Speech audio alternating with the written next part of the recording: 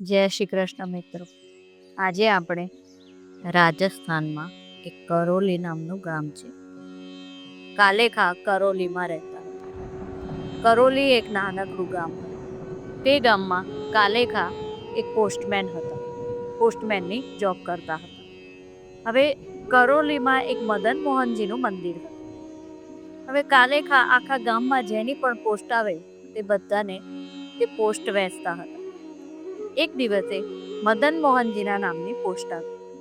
તો કાલેખાને લાગ્યું કે આ મદન મોહનજીનું મંદિર છે, તો આ મંદિરની અંદર કોઈ મદન મોહનજી રહેતા હશે. તો તેમણે મંદિરમાં જઈને પૂજારીને કહ્યું કે ભાઈ, મદન મોહન કોણ છે અહીંયા? તો પૂજારી કહે કે એ તો અમારા ઠાકોરજી છે. તો કાલેખા કહે કે તેમના નામનો પત્ર આવે છે, લેટર આવે છે. તો કાલેખાને પૂજારીથી વાત કરતા કરતા કાલેખાની ચિઠ્ઠી આપતા આપતા ઠાકોરજી ઉપર દ્રષ્ટિ ગઈ. થોડી દ્રષ્ટિ પડી ગઈ અને તે તો પ્રભુનું સ્વરૂપ જોઈને એકદમ ઇમ્પ્રેસ થઈ ગયા કે આ તો બહુ અદ્ભુત સ્વરૂપ છે, બહુ સુંદર સ્વરૂપ છે. હવે તેમને અંદરથી બેચેની થવા લાગી. જ્યારે ભગવાન જેને તેમના બનાવે છે ને, તો તેમને બેચેન કરી દે છે. કૃષ્ણ જેને પ્યાર કરે છે ને, તેને બેચેન કરી દે છે. હવે રોજ તો કઈ પ્રભુના નામની ચિઠ્ઠી આવતી નહીં, તો તેમણે શું કર્યું? તેઓ પોતે જ મદન મોહનના નામની ચિઠ્ઠી લખવા માંડ્યા કે તે બહેને હું ત્યાં જઈશ અને પ્રભુને જોઈશ.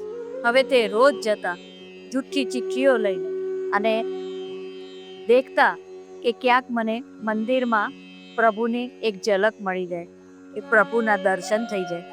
કેમ કે મંદિરમાં તો તેમને અંદર આવવાની પરમિશન હતી નહીં, કેમ કે તે બીજા ધર્મના હતા. તો બહારથી ચિઠ્ઠી આપતા, પણ તે બહુ કોશિશ કરતા કે તેમને પ્રભુના દર્શન થઈ જાય. તો એક દિવસ તેમને દિલથી થયું કે પ્રભુ, આપને જોવા છે, તો હું તો અંદર નથી આવી શકતો, પણ આપ તો બહાર આવી શકો છો ને. તેમને પ્રેમ થઈ ગયો હતો ભગવાનથી. તો તેમણે પણ પ્રણ લીધો કે હું ત્યાં સુધી કાંઈ પણ ખાઈશ નહીં કે જ્યાં સુધી આપ બહાર નહીં આવે. અને કાલેખા તેમના ઘરમાં બેસી ગયા વિરહમાં, પ્રભુના વિરહમાં.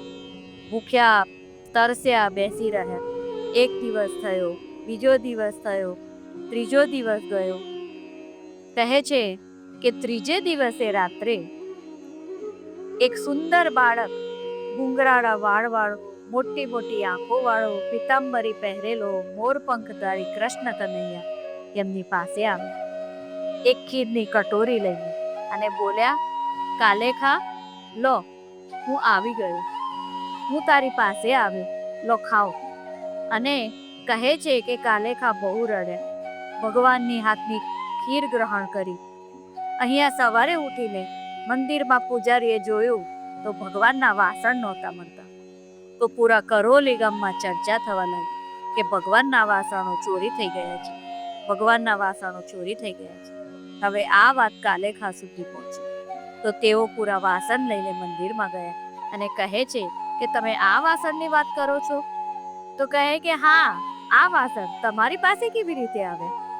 બધા ગામવાળા તેમને મારવા દોડ્યા કે એક તો બીજા ધર્મનો છે ને પાછો ચોરી કરે છે. તો તેમણે કહ્યું કે ના ના, મેં ચોરી નથી કરી, મેં આવી જીદ કરી હતી. માટે ઠાકોરજી સ્વયં આવ્યા હતા ખીર ખવડાવવા માટે. ત્યાં જ મોટા મોટા ગોસ્વામી હતા. તેમને ખબર છે કે ઠાકોરજી તો લીલા કરી શકે છે. તો તેમણે કીધું કે આ તો બહુ અદ્ભુત લીલા છે. તેમણે કાલેખાને પૂછ્યું કે રાત્રે તને ઠાકોરજીએ દર્શન આપ્યા? તો કે હા, મારી પ્રભુના દર્શનની ઈચ્છા હતી, તો તેમણે મને દર્શન આપ્યા. તો હવે તમે મને કોઈ સેવા આપો, હું તો ઠાકોરજીની પાસે જ રહેવા માંગુ છું.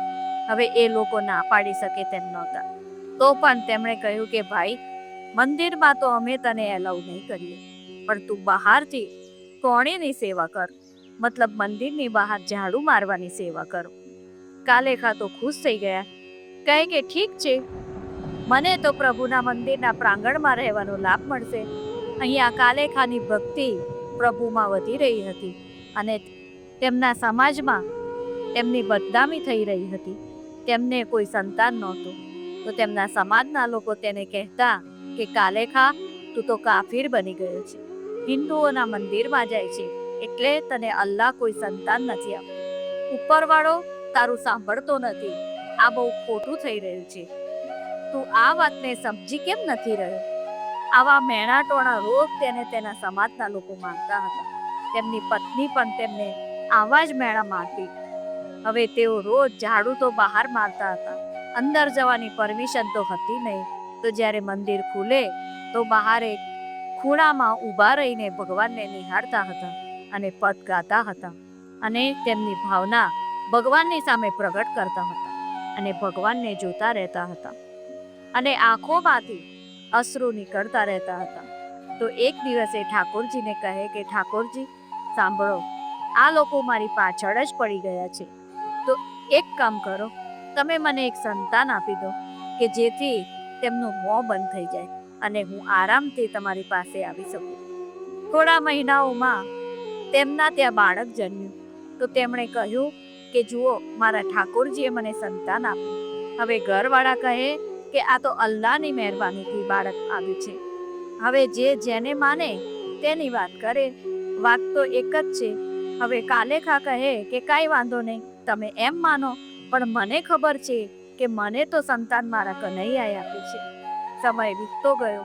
બાળક 7-8 વર્ષનો થઈ ગયો. એક દિવસે બન્યું એવું કે બાળકને સાપે ડંસી લીધો. તો કાલેખાની બાઈ ભાગતી મંદિરમાં આવી અને તે વખતે કાલેખા તેમના ભાવથી ભગવાનની સામે પદ ગાઈ રહ્યા હતા. મંદિરના દરવાજાની બહાર ઊભા અને તેમની પત્ની આવી અને તેમને મોટેથી ગુસ્સો કરવા લાગી કે તમે અહીંયા ઊભા ભક્તિ જ કર્યા કરો. બાળકને સાંપે ડંસી લીધો છે. નદીના કિનારે જલ્દીથી કોઈ ઝાડ ફૂંકવાળાને કે વૈદ્યને લઈને જલ્દી પહોંચો. જો મારા બાળકને કંઈ થઈ ગયું તો હું તમને છોડીશ નહીં, કે ના, આ તમારા મદન મોહનને કહી દઉં છું. આટલું કહીને તેમની પત્ની તો ત્યાંથી જતી રહી. ભગવાનને જોઈને કાલેખા મંદ હસી રહ્યા છે અને કહે છે કે વાહ પ્રભુ, હું સમજુ છું આપની લીલાને. આપ મને આપના વધારે નજીક લાવવા ઈચ્છો છો ને, એટલે આ લીલા બતાવો છો આપ. હું સમજી ગયો છું આપની બધી વાતોને. આવું છું હમણાં. તો કાલેખા તો મસ્ત ભગવાનનું નામ લેતા નદી કિનારે પહોંચ્યા. તો ત્યાં તો તેમની પત્ની ચિલ્લાઈ કે ક્યાં છે ઝાડ ફૂંકવાળો, ક્યાં છે વઈ? તો તેમનું તો ધ્યાન જ નહોતું. તો તે તો ભક્તિમાં ડૂબેલા હતા. બસ એમ જ આવી ગયા હતા નદી કિનારે. તો તેમણે કહ્યું કે હું તો કોઈને લઈને નથી આવ્યો, ઊભી રહે, હું લઈને આવું છું. તેઓ વૈદ્યને લઈને આવ્યા ને વૈદ્યે જોયું તો બાળક તો મરી ગયું હતું. તો હવે તેમની પત્નીએ ગુસ્સામાં તેના બાળકને ઉઠાવ્યું અને ભાગી મદન મોહનના મંદિર તરફ. તેની પાછળ કાલેખા અને ગામના લોકો પણ હતા. હવે તેણે જઈને મદન મોહનજીના મંદિરની ચોખટ પર બાળકને રાખ્યું અને બોલી, મને મારું બાળક પાછું જોઈએ છે. તું કહે તારા ઠાકોરને કે મારા બાળકને મને પાછું આપે. જો મારો બાળક મને પાછો ના મળે તો ના તું રહીશ કે ના તારો આ ઠાકુર રહેશે. તો કાલેખા એકદમ શાંત થઈને ઠાકોરજીની તરફ જોઈ રહ્યા છે. મનમાં કોઈ વિવશતા નથી, કોઈ પ્રકારનો ક્રોધ નથી. બસ તેમને ખબર છે કે તેમના પ્રભુ તેમને કેટલો પ્રેમ કરે છે. તો જે કાલેખાએ પદ ગાયું ને તેનો અર્થ એટલો અદ્ભુત અર્થ છે કે તમારા રૂવાડા ઊભા કરી દે. કાલેખાએ ભગવાનને કહ્યું કે પ્રભુ, હું બીજા ધર્મનો છું. તું મારા મજહબનો દેવતા નથી. મારો કોઈ અધિકાર નથી કે હું તને કાંઈ કહું. છતાં બધા એમ કહે છે કે તું જગન્નાથ છે, પૂરા જગતનો નાથ છે. અને જો તું જગન્નાથ છે ને તો આ બધાને બતાવી દે કે તું જગન્નાથ છે. અને આમ કહીને કાલેખાના આંખમાંથી આંસુ પડ્યા. નીચે તેના બાળકનું શરીર હતું, તેના પર તેમના આંસુ પડ્યા અને બાળક એકદમ હડબડાઈને ઉઠ્યો અને બોલ્યો કે ક્યાં ગયો? તો તેની માં ચિલ્લાઈ કે કોણ ક્યાં ગયું બેટા? તો બાળકે કીધું કે ક્યાં ગયો મારો દોસ્ત? કોણ દોસ્ત? તો તે કે પેલો કાળી આંખો વાળો, લાંબા ગુંગળાના વાળો મારાથી વાતો કરતો હતો, મારી સાથે રમી રહ્યો હતો, તે ક્યાં ગયો?